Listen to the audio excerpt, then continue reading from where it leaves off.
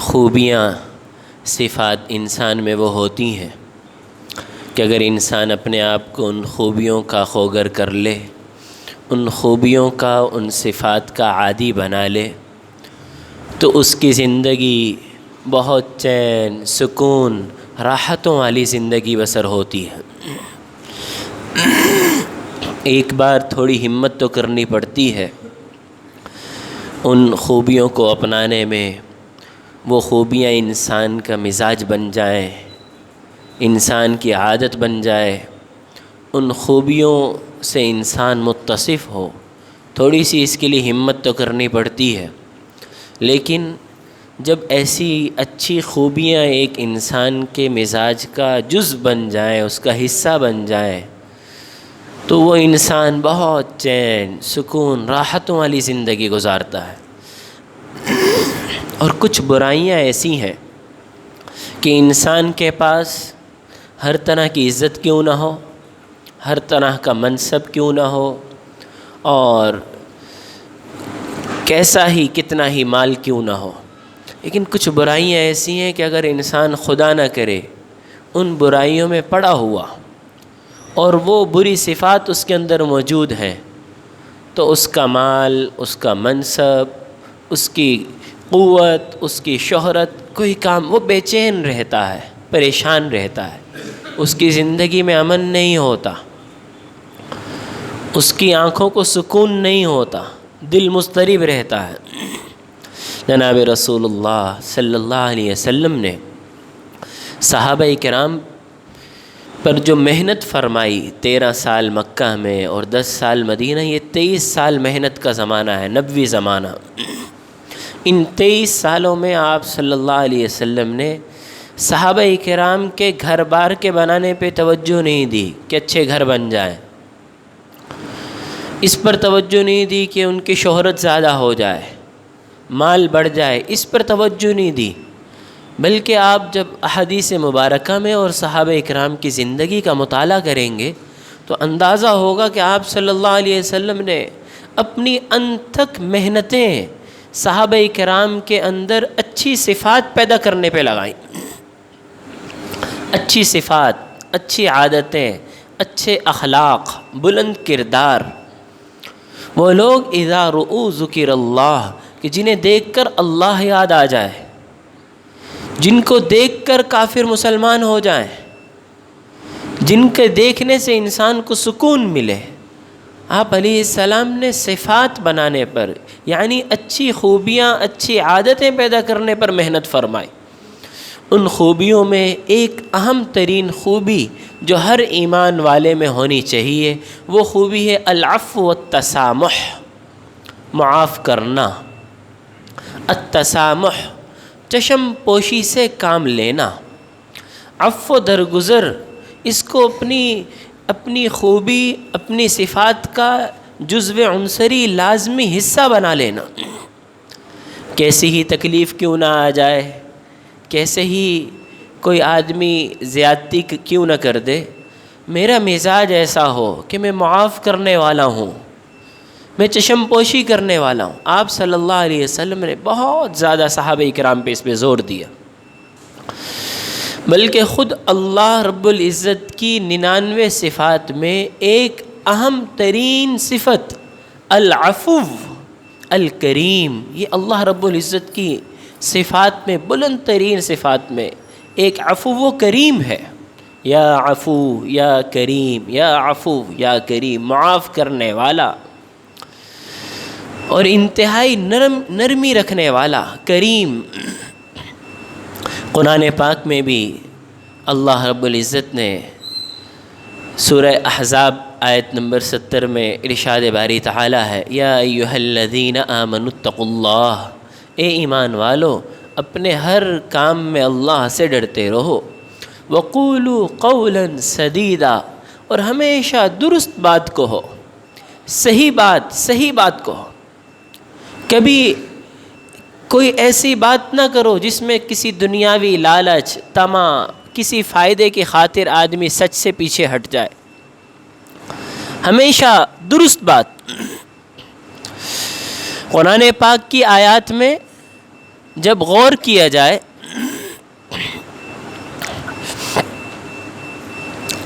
تو اللہ رب العزت نے بیشتر مقامات پر، آپ جب قرآن پاک کا مطالعہ فرمائیں گے، اللہ رب العزت ہمیں ایسی توفیق دے کہ ہم اپنے اوقات میں سے قرآن پاک کو ترجمے کے ساتھ پڑھنے والے بن جائیں. جہاں ہم روزانہ کے اوقات میں اپنے ناشتے کے لیے وقت نکال رہے، دوپہر کے کھانے کے لیے، شام کے کھانے کے لیے، اپنے بیوی بچوں کے لیے، اپنے تجارت اور ملازمت کے لیے، وہیں اللہ مجھے اور آپ کو یہ توفیق دے کہ ہم قرآن پاک کو روزانہ کی بنیاد پر ترجمے سے سمجھ کر معانی کو پڑھنے والے بن جائیں. چاہے 3 آیتیں ہی کیوں نہ ہو، چاہے 1 صفحہ ہی کیوں نہ ہو، سمجھ کر کے جب آپ ہم مطالعہ کریں گے تو اس میں ہم بار بار دیکھیں گے کہ اللہ رب العزت بار بار فرمائیں گے تم نے یہ جرم کیا، یہ غلطی کی، یہ کوتاہی کی، لیکن میں نے تمہیں معاف کر دیا. بنو اسرائیل ایک قوم گزری ہے، بنو اسرائیل. آج کل انہی کی نسبت سے یہودیوں کا ایک بہت بڑا طبقہ دنیا میں موجود ہے. اللہ رب العزت نے بنو اسرائیل کو فرعون کے ظلم سے نجات دلوائی. فرعون کی زیادتیوں سے وہ ناحق ان کے 80,000 بچے قتل کر چکا تھا، معصوم بچے. بہرحال موسیٰ علیہ السلام کی دعاؤں کی برکت سے ان کو نجات ملی، دریائے نیل پار ہوا. تو وہاں پر اللہ کی وحدانیت، اللہ کی توحید کی برکت سے اللہ رب العزت نے ان کو دریا پار کروایا. دریا میں 12 رستے بنا دیے.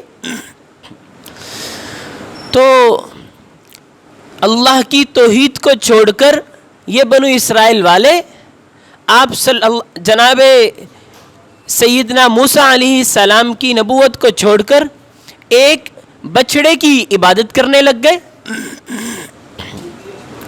ایک بچڑے کی عبادت کرنے لگ گئے. اب یہ دیکھیے کہ جس اللہ نے ان پر بے حد انعام فرمایا، جس اللہ رب العزت نے فرعون کے مظالم سے نجات دلوائی، جس اللہ رب العزت نے دریا میں ان کے لیے، بہتے پانی میں ان کے لیے رستے بنائے، اس اللہ کی وحدانیت کو چھوڑ کر یہ قوم ایک بچڑے کو پوجا کرنے لگ گئی. تو اللہ رب العزت نے اس قدر اتنے بڑے جرم عظیم کے باوجود فرمایا ثم اتخذوا العجل من بعدهم، کہ میری انعامات کے باوجود، ہر طرح کے فرعون کے مظالم سے نجات دلوانے کے باوجود، انہوں نے عجل یعنی ایک بچڑے کو، ایک گائے کے بچے کو اپنا خدا بنا لیا. من بعد ما جاءتهم البینات، لیکن اللہ فرماتے ہیں فعفونا عن ذلک، اتنے بڑے جرم عظیم کو بھی فعفونا، ہم نے معاف کر دیا. اللہ رب العزت کے 99 صفات میں ایک اہم ترین نام، 99 ناموں میں ایک مبارک نام العفو، معاف کرنے والا. اسی طرح اللہ رب العزت کی طرف سے حکم تھا جب کفار مکہ نے بے حد ظلم کیا کہ مکہ کو چھوڑ کر مدینہ کی طرف ہجرت کر جائیں. ہجرت کا مطلب یہ ہے مکہ میں گھر بار موجود ہے، زمینیں موجود ہیں، کام کاج تجارتی سامان موجود ہے، بیوی بچے موجود ہیں. جو مسلمان ہو گئے اولاد میں سے، بیوی میں سے، ماں باپ میں سے، وہ تو سفر پہ ہجرت پہ چلے جائیں، باقی سب کو چھوڑ دیں. اب مکہ کو چھوڑنا ہے جہاں برس ہا برس، کئی صدیاں خاندان وہاں گزرا ہے، اور جدھر جانا ہے مدینہ یہ پتہ نہیں ہے رہیں گے کہاں. گھر بار موجود نہیں ہے، کوئی اسباب موجود نہیں ہے، وہاں کھانے پینے کے اسباب، تجارت ملازمت کیا ہوگا، کچھ موجود نہیں ہے، مال سبب کچھ. ہجرت کریں، بس مکہ کو چھوڑیں. اب حکم آ گیا اللہ رب العزت کا. اب یہ آزمائش تھی کہ اللہ اور اللہ کے پیغمبر صلی اللہ علیہ وسلم کے حکم کی لاج رکھتے ہوئے اپنے گھر بار کو کون چھوڑتا ہے. مسبب الاسباب تو اللہ کی ذات ہے، اور وہ کون ہے جس کے ایمان اللہ کی ذات پہ کمزور ہے اور بچوں کی محبت، ماں باپ کی محبت، گھر بار کی محبت، وطن کی محبت زیادہ ہے اور ہجرت سے پیچھے رہ جاتا ہے. ایک بہت بڑی تعداد آپ صلی اللہ علیہ وسلم کے ساتھ مکہ کو چھوڑ کر مدینہ کی طرف ہجرت کر بیٹھی. کچھ لوگ کسی بھی وجہ سے ہجرت سے پیچھے رہ گئے، اللہ کے حکم کو چھوڑ بیٹھے، آپ صلی اللہ علیہ وسلم کے ساتھ سفر سے پیچھے رہ گئے. پھر بہت عرصے بعد کچھ لوگ 2-3 سال بعد، کچھ 7 سال بعد ہجرت کے لیے آئے، جنہوں نے آپ صلی اللہ علیہ وسلم کے ساتھ ہجرت نہیں کی. اب یہ 3 سال بعد، 5 سال بعد اب آ رہے. صحابہ کرام یہ سوچ رہے کہ ان کے ساتھ کیا کیا جائے گا، انہوں نے اللہ کے حکم کو چھوڑا تھا. ان کے آنے سے پہلے اللہ نے آسمان سے جبریل علیہ السلام کو بھیجا آپ صلی اللہ علیہ وسلم کے پاس اور فرمایا فَأُولَئِكَ، یہ جو لوگ مکہ کو چھوڑ کر اب مدینہ آ رہے، عَسَى اللَّهُ أَن يَعْفُوَ عَنْهُمْ، ان کے یہاں پہنچنے سے پہلے اللہ نے انہیں معاف فرما دی. اللہ کے 99 ناموں میں سے ایک مبارک نام العفو الکریم ہے، معاف کرنا. وَكَانَ اللَّهُ عَفُوًّا غَفُورًا، اللہ تو ہے ہی معاف کرنے والے، غفورا مغفرت کرنے والے. ابھی وہ لوگ مدینہ نہیں پہنچے اور یہ لوگ سوچ رہے کہ ان کے ساتھ کیا معاملہ بڑھتا جائے گا. اسی طرح جب میں اور آپ قرآن مجید کا مزید مطالعہ کریں گے تو ہمیں اللہ رب العزت کی معاف کرنے کی جو صفت ہے بار بار نظر آئے گی.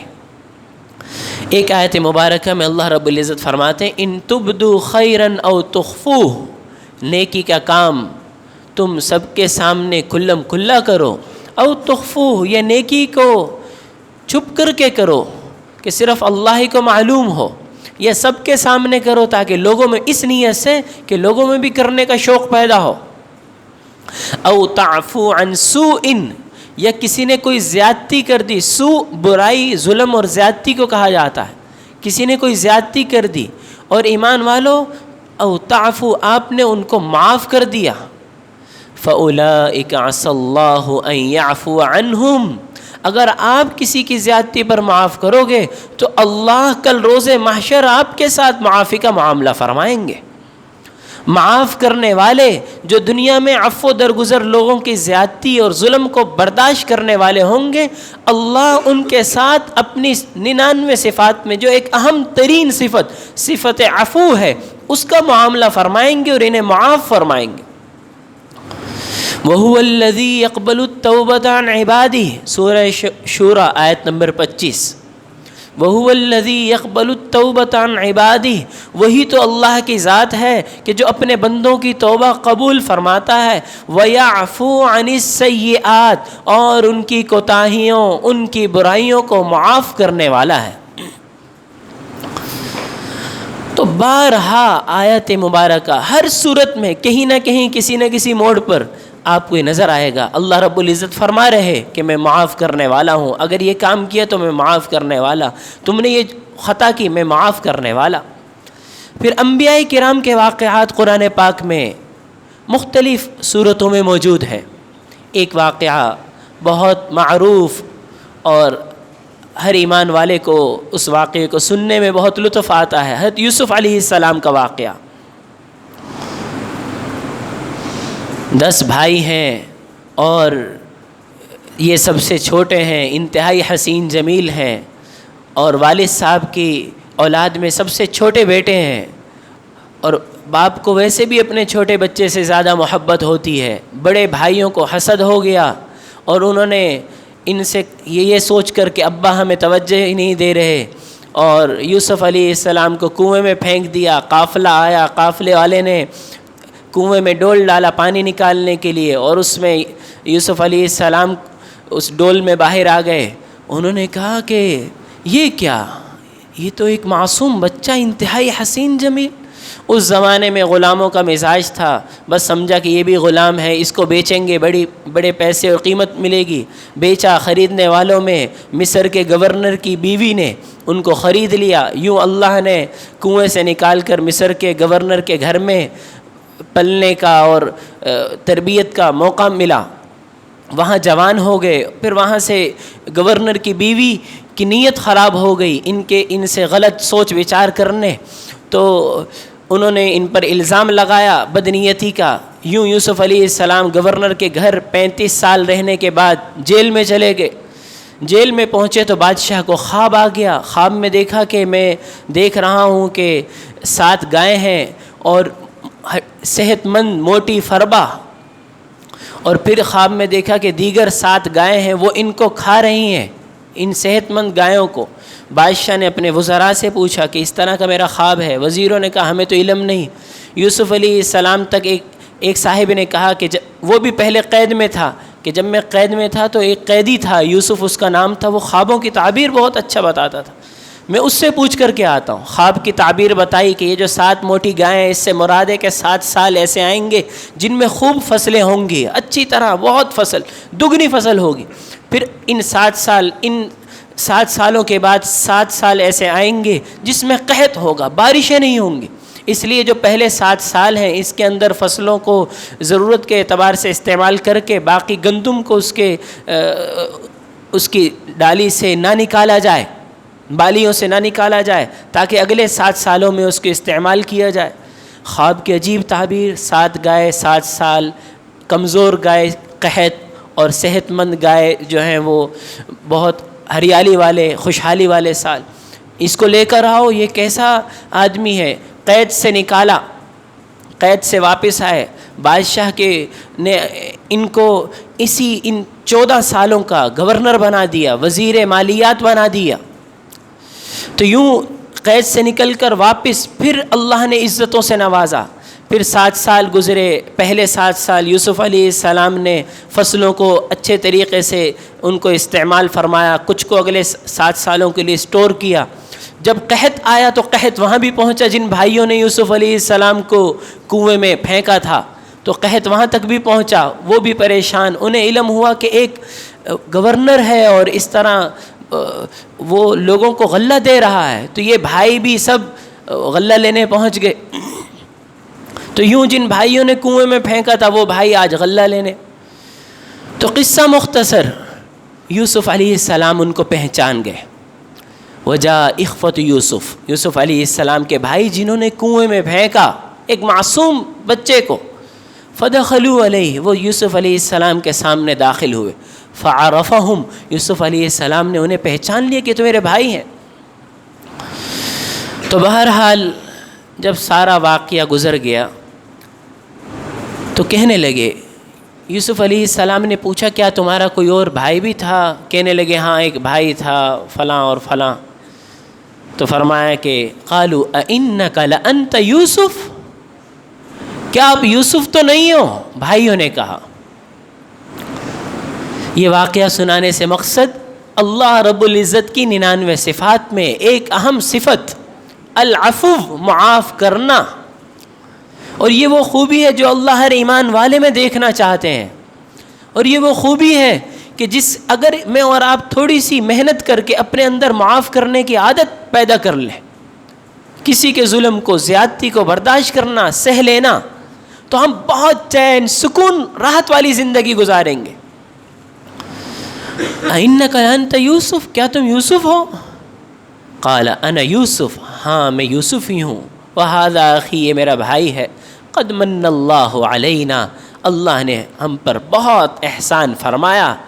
کہاں کنواں, کہاں قید, پھر کہاں سے گورنری, بادشاہت, وزارت. پھر فرمایا انہ من یتقی, جو گناہوں سے بچتا ہے, ویصبر, اور تکلیفوں پہ صبر کرتا ہے. 2 خوبیاں ذکر کی یوسف علیہ السلام نے اس مقام تک پہنچنے کے لیے. من یتقی, جو گناہوں سے بچتا ہے, ویصبر, اور تکلیفوں پہ صبر کرتا ہے. فإن اللہ لا یضیع اجر المحسنین, ایسے ایمان والوں کی محنت اللہ ضائع نہیں فرماتے, اس کو دنیا میں ہی اس کا پھل ملتا ہے. اب بھائی پریشان ہے کہ ہمارے ساتھ کیا معاملہ ہوگا, تو یوسف علیہ السلام کیا فرما رہے, لا تثریب علیکم اليوم, آج بدلہ لینا تو دور کی بات ہے, آج تم پر ملامت بھی نہیں ہے, تمہیں شرمندہ بھی نہیں ہونا چاہیے. جن بھائیوں نے اس قدر ظلم زیادتی کی, لا تثریب علیکم اليوم, بدلہ تو بہت دور کی بات ہے, لا تثریب، آج تم پہ ملامت بھی نہیں، تمہیں شرمندہ بھی نہیں ہونا. یغفر اللہ لکم، میں نے تو تمہیں معاف کر ہی دیا، اللہ بھی تمہیں معاف کرے. وہو ارحم الراحمین، وہ انتہائی رحم کرنے والا ہے. ہمارے تو کسی بھائی نے ہمیں کنویں میں نہیں پھینکا.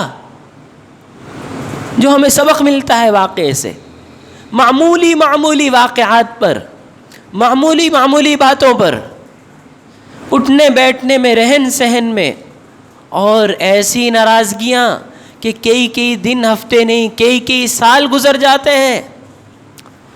اور بسا اوقات کسی برادری میں، کسی جنازے میں، کسی شادی میں، کسی خوشی میں یہ دونوں بھائی وہاں پہنچتے ہیں، روبرو ہوتے ہیں، ایک دوسرے کا آمنا سامنا تک ہوتا ہے، سلام تک نہیں ہوتا. اس قدر ناراضگیاں. ہمارے بھائیوں نے تو ہمیں کنویں میں نہیں پھینکا. یا عفو یا کریم، اللہ کی 99 خوبیوں میں ایک اہم صفات میں، 99 اسماء گرامی، 99 ناموں میں ایک اہم نام العفو، معاف کرنے والا. اور یہ وہ خوبی ہے جو اللہ رب العزت ہر ایمان والے میں دیکھنا چاہتے ہیں. جناب رسول اللہ صلی اللہ علیہ وسلم کی حدیث مبارکہ کا مفہوم ہے ما نقصت صدقۃ من مال، صدقہ کرنے سے مال کبھی بھی نہیں گھٹتا. دو باتیں آپ علیہ السلام نے ارشاد فرمائی. ما نقصت صدقۃ من مال، اللہ کی راہ میں دینے سے مال میں بالکل کمی نہیں آتی. وما زاد اللہ عبدا بعفو الا عزا، معاف کرنے سے اللہ کی قسم عزت میں بڑھوتری ہی ہوتی ہے، معاف کرنے میں کمی نہیں آتی.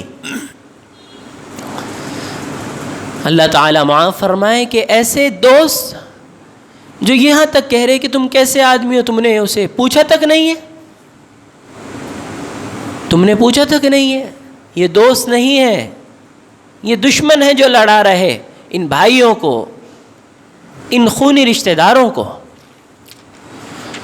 وما زاد اللہ عبدا بعفو الا عزا، معاف کرنے سے اللہ کی قسم عزت میں اضافہ ہی ہوتا ہے. جناب رسول اللہ صلی اللہ علیہ وسلم کے اخلاق سے متعلق حضرت ابو عبداللہ الجدلی رضی اللہ عنہ فرماتے ہیں کہ میں اماں عائشہ صدیقہ رضی اللہ عنہ کی خدمت میں حاضر ہوا. میں نے عرض کیا کیف کان خلق النبی صلی اللہ علیہ وسلم، آپ صلی اللہ علیہ وسلم کے اخلاق کیسے تھے؟ اب آپ صلی اللہ علیہ وسلم کے اخلاق سے متعلق ان کی گھر والی، ان کی زوجہ وہ اخلاق بیان فرما رہی. یہاں یہ بھی ہمیں سبق ملتا ہے کہ آدمی باہر تو بہت اچھا ہوتا ہے، دوست احباب میں باہر وہ بہت اچھا مسکرا کر بات کرنا اور زیادہ گپ شپ لگانا اور اس کی کڑوی بات کو بھی بڑھتا ہے.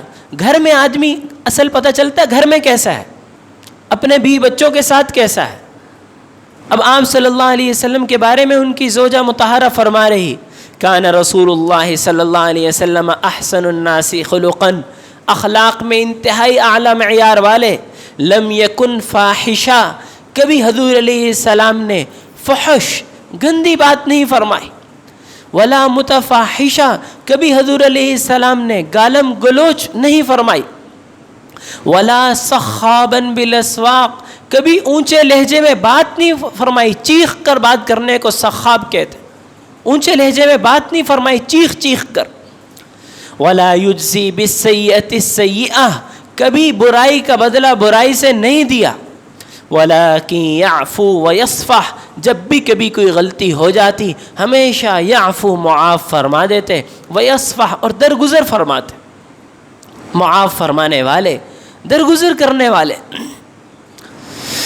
بخاری شریف میں جناب رسول اللہ صلی اللہ علیہ وسلم کی وہ مبارک سنتیں جنہیں آج سنت کے طور پر نہیں بیان کیا جا رہا.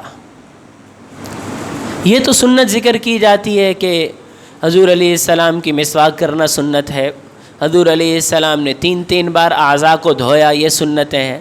اللہ تعالیٰ اس بھول سے بھی بچائے کہ کھانے کے بعد میٹھا کھانا سنت ہے. اس طرح کی باتیں تو ذکر ہوتی ہیں. یہ بھی غلط فہمی ہے. انشاءاللہ جب کبھی کھانے کے آداب سے متعلق خطبہ جمعہ کا موقع ملا، یہ غلط فہمی ہے کہ کھانے کے بعد میٹھا کھانا بھی، یہ سنتیں تو ہمیں یاد رہی. زلفیں رکھنا سنت ہے اور سر کے بالوں میں مانگ نکالنا سنت ہے۔ یہ بھی حضور صلی اللہ علیہ وسلم کی سنت ہے کہ آپ علیہ السلام نے زندگی بھر کبھی اپنے گھر والوں پہ ہاتھ نہیں اٹھایا، کبھی ہاتھ نہیں اٹھایا۔ اور روایت میں ما ضرب رسول اللہ صلی اللہ علیہ وسلم شیئا قط بیدہ ولا امرأۃ ولا خادما، نہ کبھی کسی عورت پر ہاتھ اٹھایا، ولا خادما، نہ کبھی کسی خدمت کرنے والے کسی خادم پر کبھی ہاتھ نہیں اٹھایا۔ یہ حضور علیہ السلام کی سنت ہے، یہ ایک سنت میں اپنا لوں، کبھی ہاتھ نہیں اٹھایا۔ یہ بھی حضور علیہ السلام کی سنت، ولا صخابا فی الاسواق، 63 سال کبھی چیخ کر چلا کر اونچی آواز سے بات نہیں فرمائی۔ یہ حضور علیہ السلام کی سنت ہے، یہ وہ طریقہ ہے آپ علیہ السلام کا کہ یہ طریقہ اگر میں اور آپ اپنا لیں تو محترم دوستو چین، سکون، راحتوں والی زندگی، امن والی زندگی، چین کی نیند نصیب ہو۔ اور فرمایا وما لعن رسول اللہ صلی اللہ علیہ وسلم من لعنت تذکر، کبھی آپ صلی اللہ علیہ وسلم نے کسی چیز پر لعنت نہیں فرمائی، کبھی لعنت نہیں فرمائی کسی چیز پر، حتیٰ کہ کبھی کسی کافر پر لعنت نہیں فرمائی۔ یہ بھی آپ علیہ السلام کی سنت۔ اور اسی حدیث مبارکہ کا آخری جملہ ومن تقم رسول اللہ صلی اللہ علیہ وسلم فی شیء یؤتی الیہ، کبھی کوئی تکلیف پہنچی آپ صلی اللہ علیہ وسلم کو، آپ علیہ السلام نے کبھی اس سے انتقام، بدلہ نہیں لیا۔ بدلہ لے کے چھوڑیں گے نہیں، کبھی انتقام نہیں لیا۔ اور آپ صلی اللہ علیہ وسلم کی حدیث مبارکہ کا مفہوم ہے، اور اسی حدیث مبارکہ پہ آج کے خطبے کی تکمیل بھی ہے۔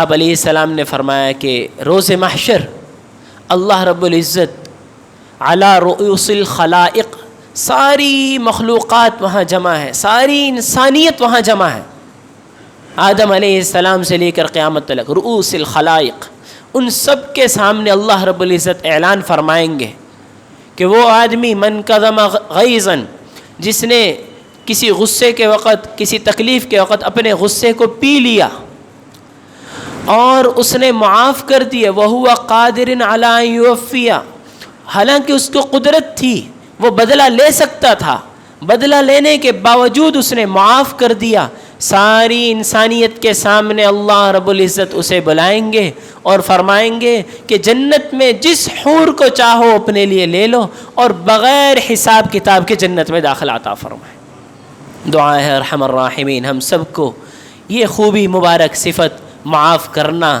اور برائی کا بدلہ اچھائی سے دینے کے لیے قبول فرمائے۔ وآخر دعوانا ان الحمد للہ رب العالمین۔